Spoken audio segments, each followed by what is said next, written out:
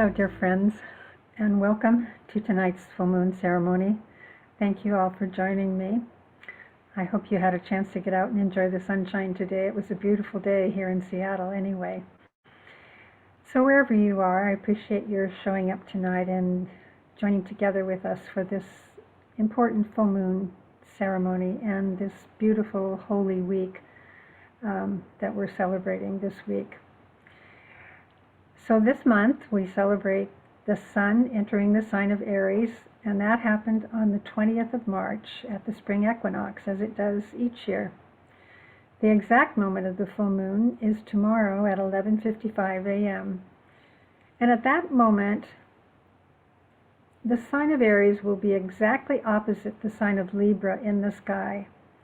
So we have another interesting polarity to deal with this month, and we'll talk about that a little bit more a little later.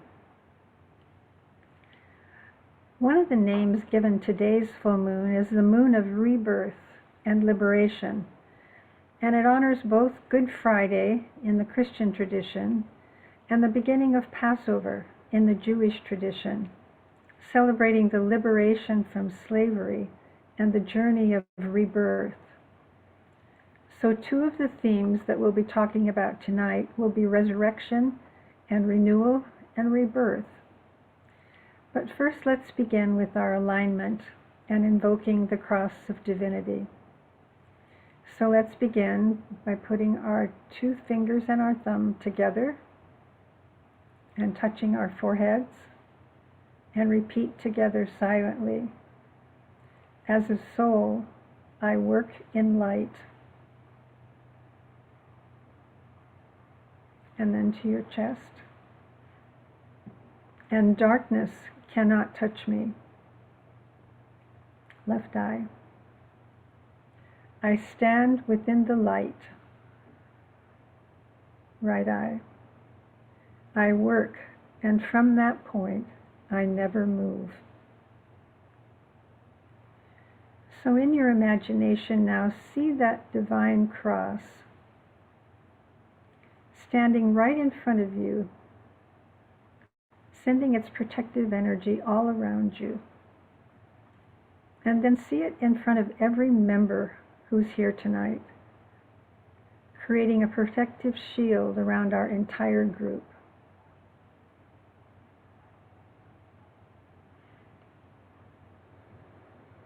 I like to imagine this as a giant cross sitting right above all of our heads and shining brilliantly white light down upon all of us for our protection and our safety and our healing. So let us close our eyes now as we proceed to our alignment. Let us imagine ourselves sitting in a sacred circle. And let our intention be to create within this circle a positive energy field of light and love, a receptive group field. Imagine in your mind's eye each person in our group sitting in a circle, and send forth your love from your heart and light from your soul to each person in our group, so that we are connected heart to heart, soul to soul.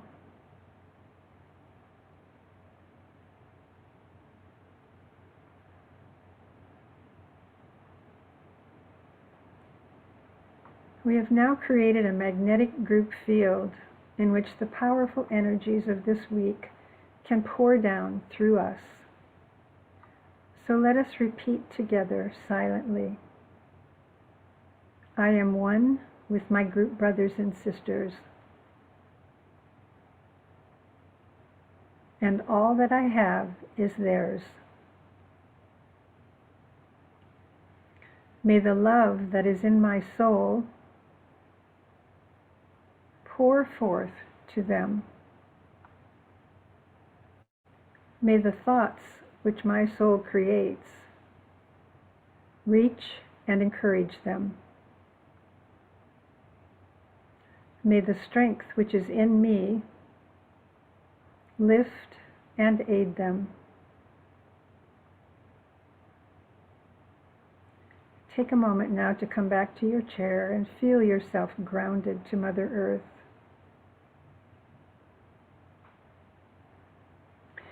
Before we dive into Aries and Aries and Libra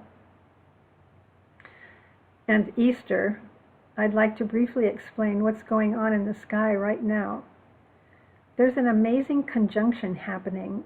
Astrologers have been talking about this upcoming conjunction for months, and it's happening between the planets Jupiter and Neptune. And a conjunction just means that these two planets are very close to one another in the sky, and they're both in the sign of Pisces. And the amazing thing about this conjunction is that it's been 166 years since this configuration occurred. The conjunction of the conjunction of Jupiter and Neptune is not so rare, but the conjunction of those two planets in the sign of Pisces is very rare. So what does this mean? Well, for starters, it portends an intensity as these signs interact with each other. However, this is a harmonious aspect, so that's the good news. Part of this configuration offers us the opportunity for a major expansion in our spiritual or creative lives. However, it may be hard to stay grounded as these energies hit us. This influence is very supportive of dreaming and visioning, but not so helpful in actually manifesting or accomplishing anything practical. These energies want us to go with the flow, follow our intuition and our higher guidance, and all of that dreamy energy may distract us from our to-do lists. This combination of energies will be very influential for all of April, so it's a good time to perhaps take time off of work or deepen your meditation practice so that you have some quiet, silent time to tap into whatever gifts these energies might bring to you. This might also be a time when the higher frequency emotions are heightened, so more compassion, more understanding may be available to us. To use these energies for their highest good, be sure you take time to dream, but also keep grounded on Mother Earth. So let us begin now by talking about the new season and the new energies. I'd like to begin with a favorite poem of mine that I read every year at this time because it welcomes springtime, and it's called Spring Cleaning by Miriam Dyack. Time for tulips, worms, resurrection. The tulips open and close, like breathing wings, testing the possibility of spring.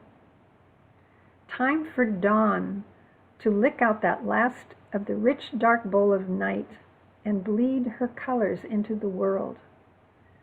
Branches that were bare just last week shoot volleys of blossoms in the sun, and green wood on the apple tree takes off like an arrow into the sky. Even old beams in the house begin to softly sing of leaves and the fresh arc of wind. It's time to take a spade and shove sharply with your heel in its old rubber boot. Turn over your life. See what survived. Shake out the bugs. Get some air in the roots. Throw out piles of papers, unfinished projects, like layers of old mulch. In the morning, your heart is still a cupped leaf holding dew.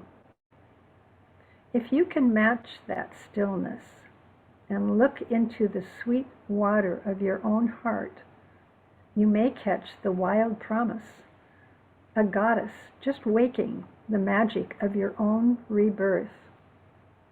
End quote. So what would that mean to turn over your life? To imagine your own rebirth. Well, the energy of Aries will help us with that question. Aries is a fire sign, so it contains a lot of will and power. Whatever it seeks to initiate will be filled with the energy of will. The question is, how do we use this powerful will energy? There is always choice, as we know. The energy itself does not determine how it's used.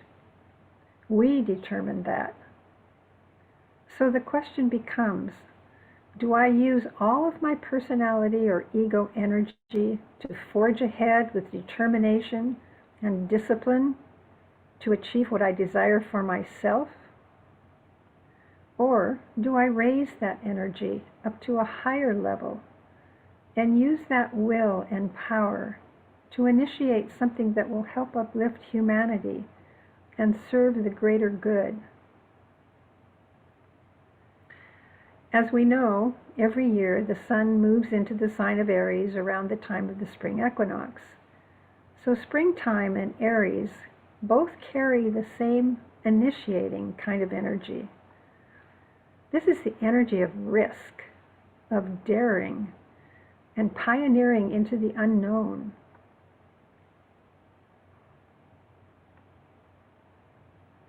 It's the principle that urges us to unfold. It's about freedom, independence, forward movement.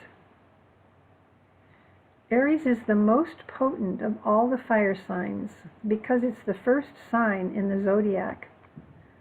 It's the beginning of the new zodiacal year, and all beginnings in a new cycle have the energy of initiating. Something wants to begin in Aries. Something started. We're at this threshold moment where something wants to emerge. John O'Donohue, the poet, speaks very eloquently of this threshold instant. He says this, quote, "At any time, but I would say, especially at this Aries moment, at any time you can ask yourself, at which threshold am I now standing? At this time in my life, what am I leaving? Where am I about to enter? What is preventing me from crossing into my next threshold? What gift would enable me to do it?" A threshold is not a simple boundary. It's a frontier that divides two different territories, two different rhythms, two different atmospheres.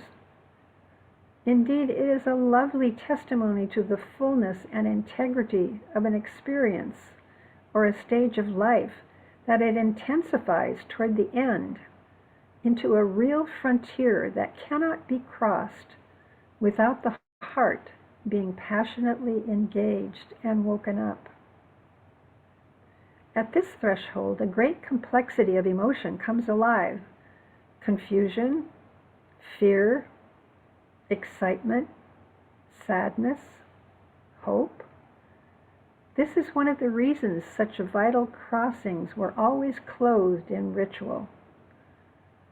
It is wise in your own life to be able to recognize and acknowledge the key thresholds, to take your time, to feel all the varieties of presence that accrue there, to listen inward with complete attention until you hear the inner voice calling you forward.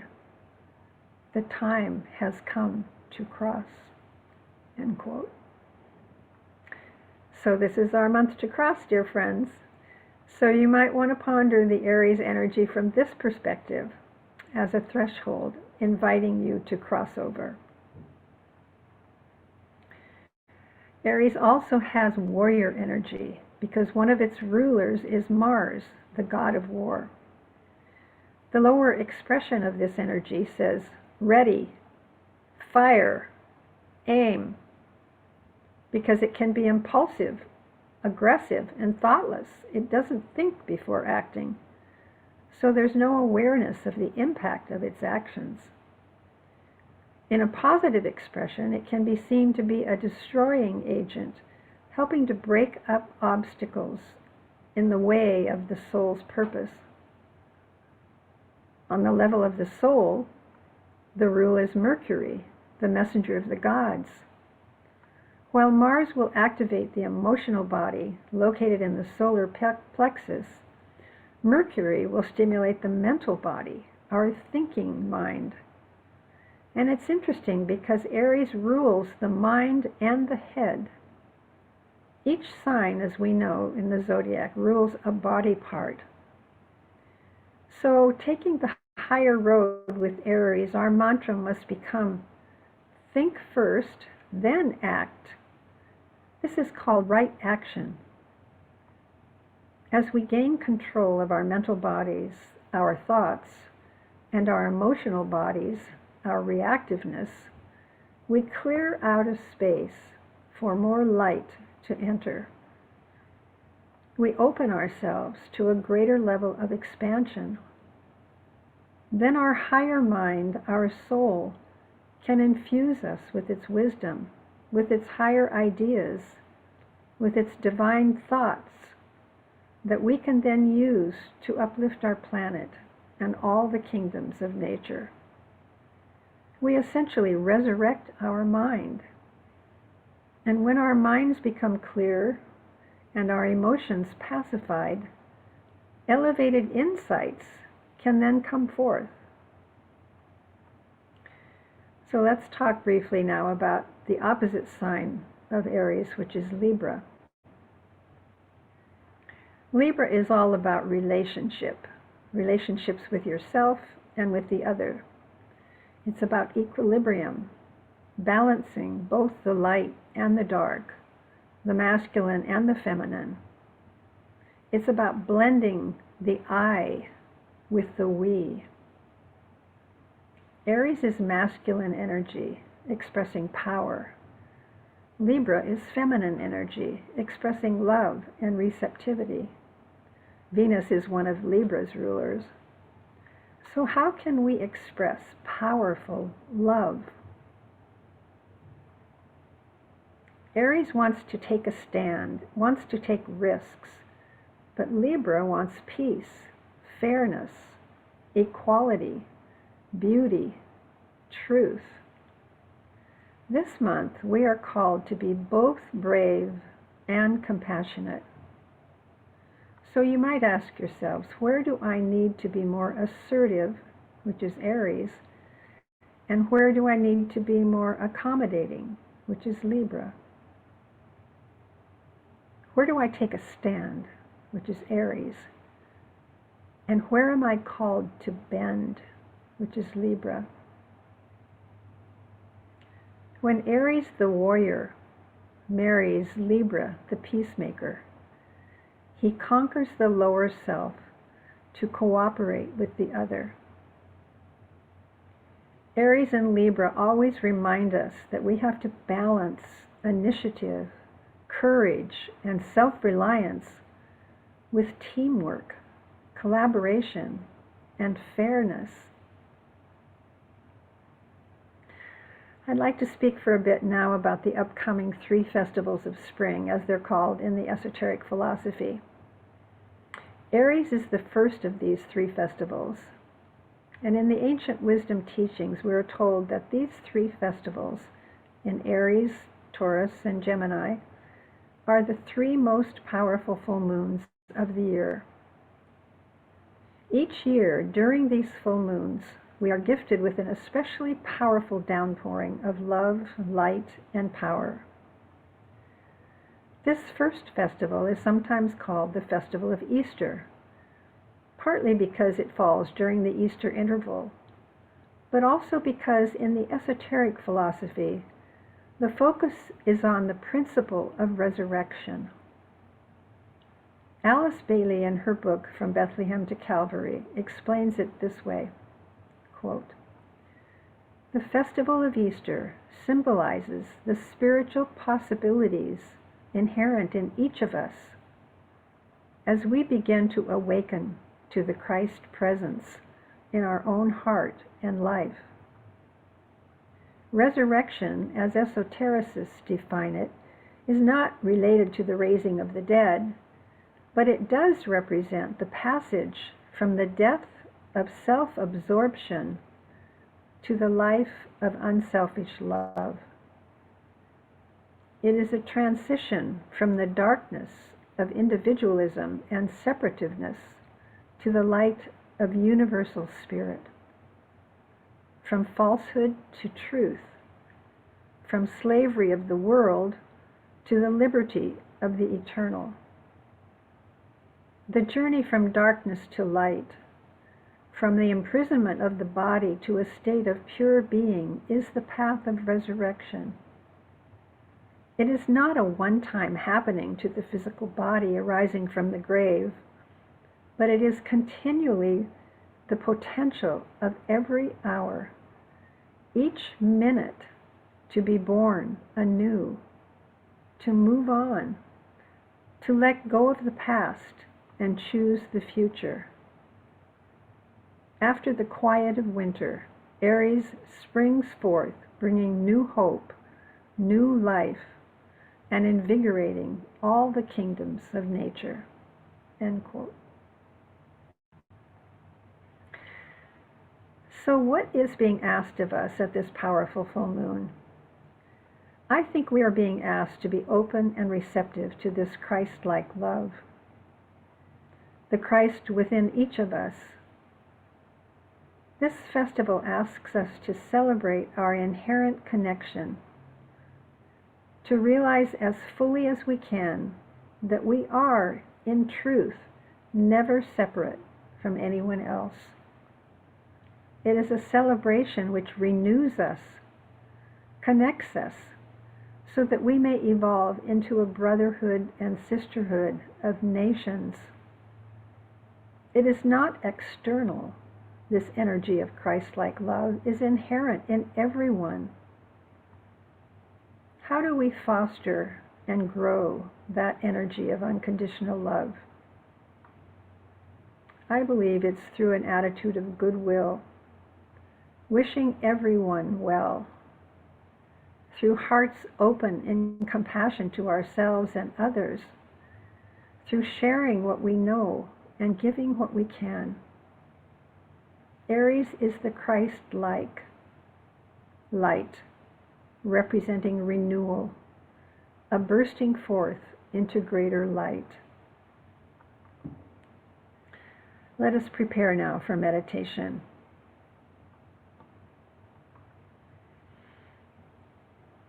Let us begin by closing our eyes and focusing gently on your breathing.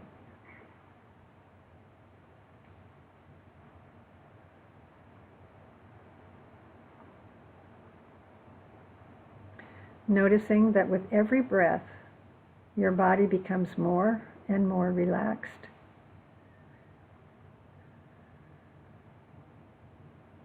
And as you exhale, you release any tension still residing in your body. Do this for just the next few moments, just inhaling gently and exhaling, relaxing and releasing.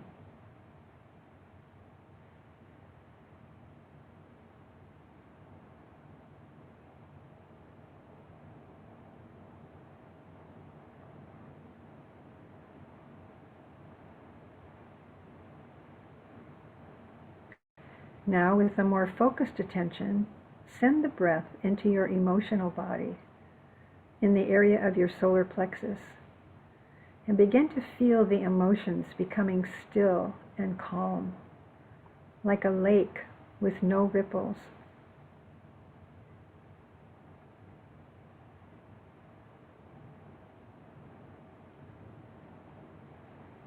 Finally, send the breath to the busy mind, and ask that the mind become quiet and receptive as we proceed with our meditation.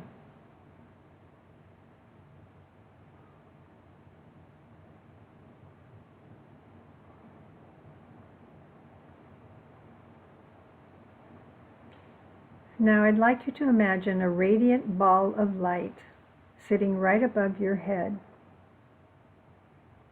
This is the light of your soul.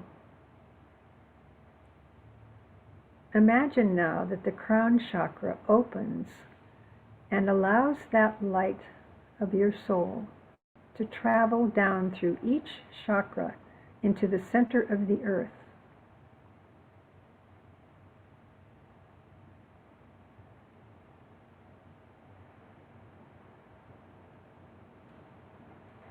Feel your energy become solid and grounded as it connects to the Mother.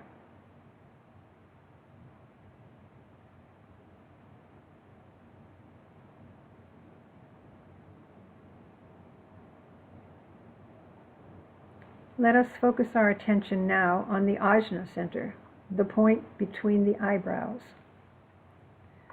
Allow the breath to travel from this point between the eyebrows into the center of your head. And then send the breath upward to the soul, to that radiant ball of light and beyond. So from the Ajna Center into the center of the head and upward to the soul. As if the soul were inhaling you unto itself.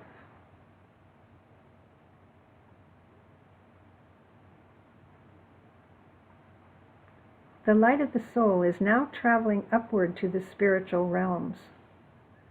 Let us try this for the next few minutes, breathing in from the Ajna Center, upward to the soul and beyond.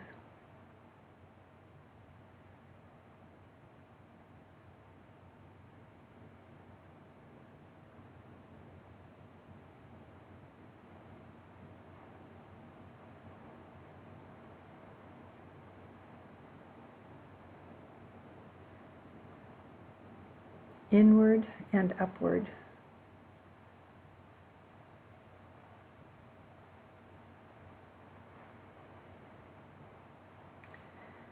See yourself now in your mind's eye, aligned and connected to heaven and earth. Know that you now have direct access to your higher wisdom, but also that you are fully tethered to the earth.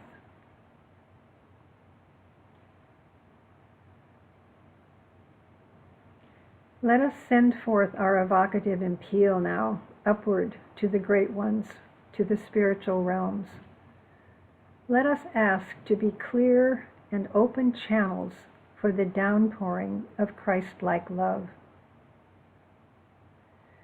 See if you can sense or feel or just imagine that this powerful love energy is traveling downward to settle in your heart.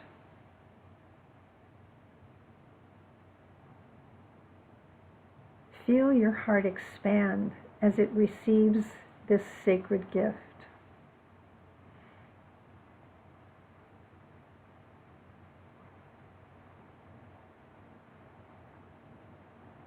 It is a stimulating energy, activating and bringing to greater life the Christ-like energy already inherent in you. Feel this energy as it infuses your entire being, filling you with the light of the Christ.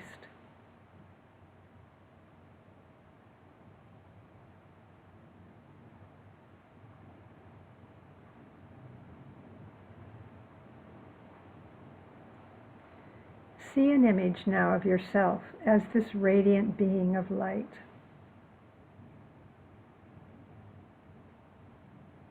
And imagine yourself walking through your day, radiating this light, touching everything you come in contact with this light.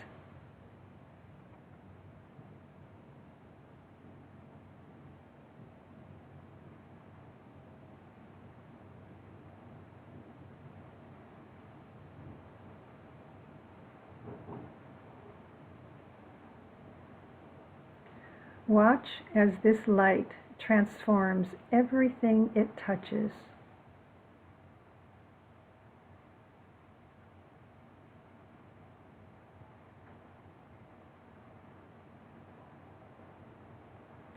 Now imagine this light spreading throughout the planet, encircling the earth with its love, light, and power.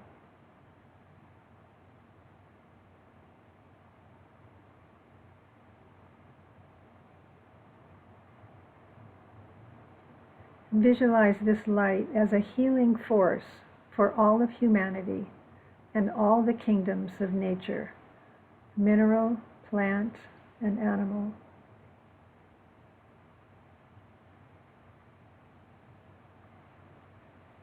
Sit now for just a few minutes, just acknowledging your own divinity, your own radiant light.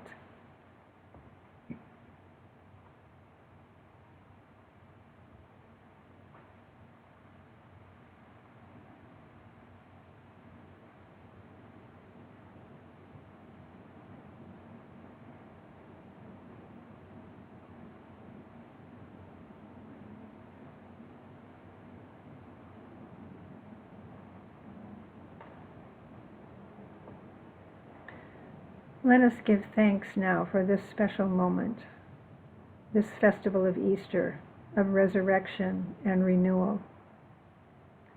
Let us bless whatever is wanting to come forth within us this next month.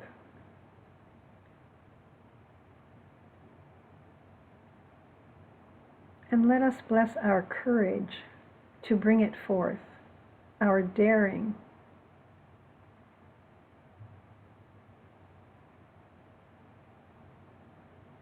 Let us renew our minds that they may be more perfect vessels for the soul's illumination. Let everything within us be resurrected, be made new, that we might be of greater service. And so it is.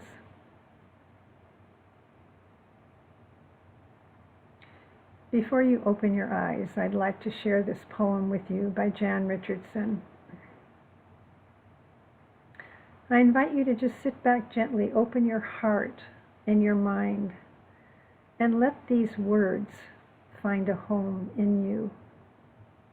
Breathe them into your body and your soul. This is called blessing the body.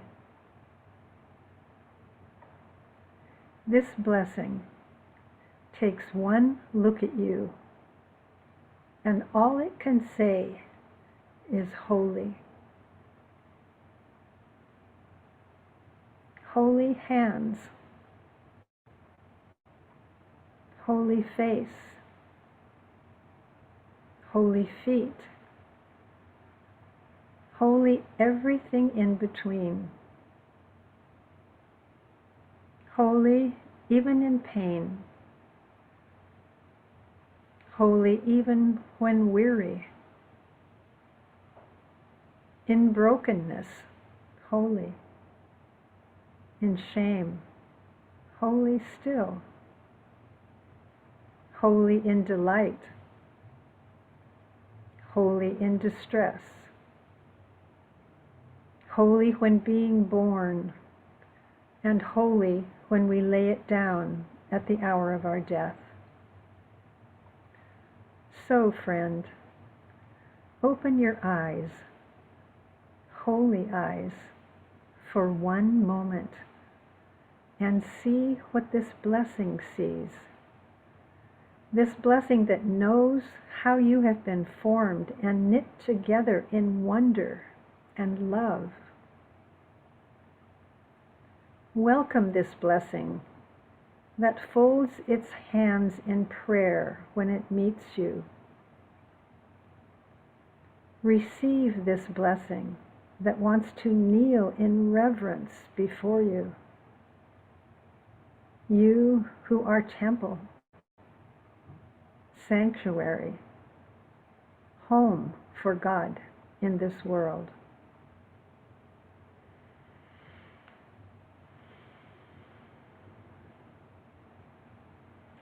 This blessing takes one look at you, and all it can say is holy.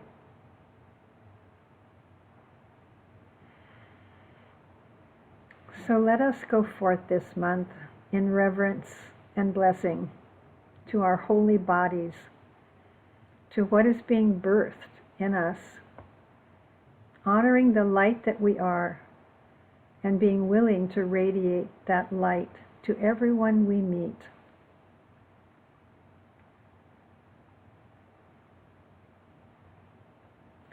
When you are ready, please open your eyes and bring yourselves back to this moment.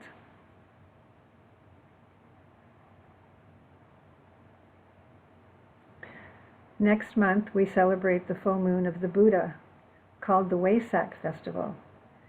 And this is said to be the most powerful of the three festivals, so I hope that you can join us.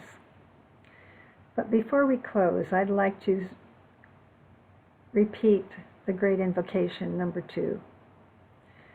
This world prayer was given to us in 1940 by a Tibetan master, and it's an invocation to the great ones to send forth their saving force.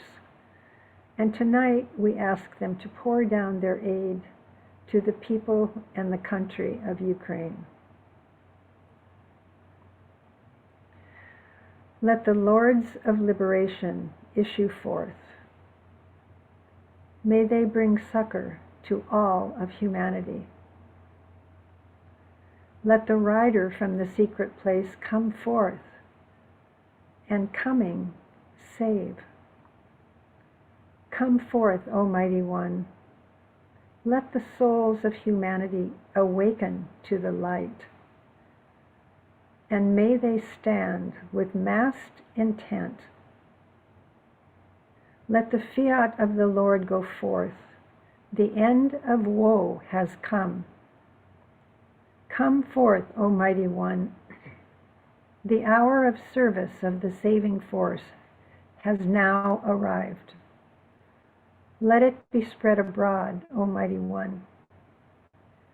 Let light and love and power and death fulfill the purpose of the coming one.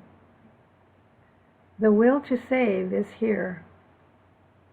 The love to carry forth the work is widely spread abroad. The active aid of all who know the truth is also here. Come forth, O Mighty One, and blend these three. Construct a great defending wall. The rule of evil now must end.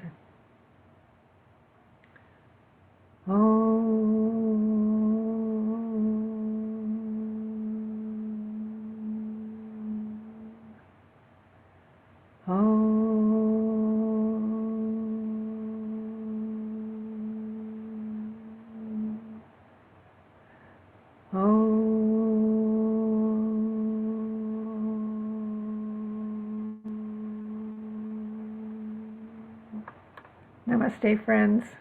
Hope to see you next month.